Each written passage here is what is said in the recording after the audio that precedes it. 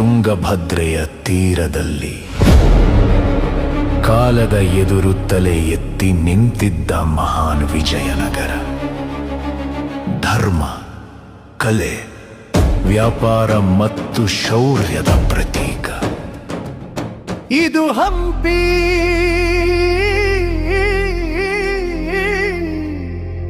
ದೇವಾಲಯಗಳು ಪ್ರಾರ್ಥನೆ ಮಾಡುವ ನೆಲೆ, ಗಾಳಿ ಕೂಡ ಇತಿಹಾಸವನ್ನು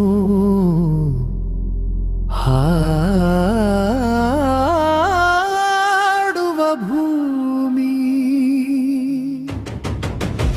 ವಿಜಯನಗರ,